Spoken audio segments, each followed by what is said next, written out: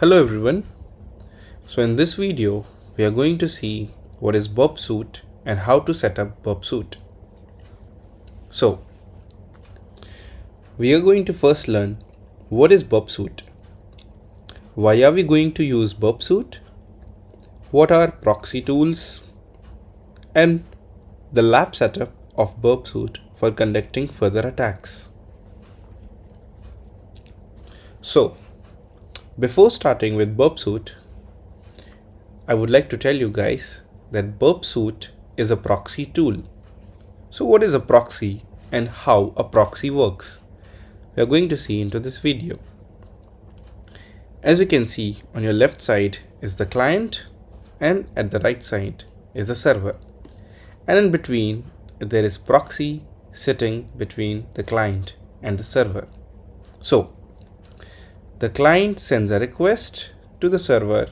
There is a proxy sitting in between, which is nothing but Burp Suite, which intercepts your requests, also intercepts your response.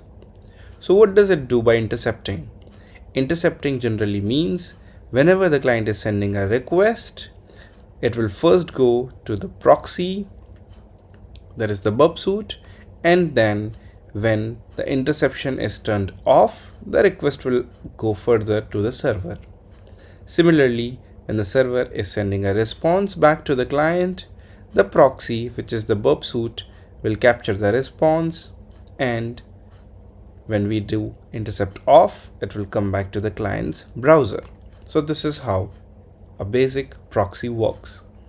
It sits in between of the client and the server, and it sees whatever data is passing through in the request or in the form of the response. You can also call proxy as man in the middle attack. Why?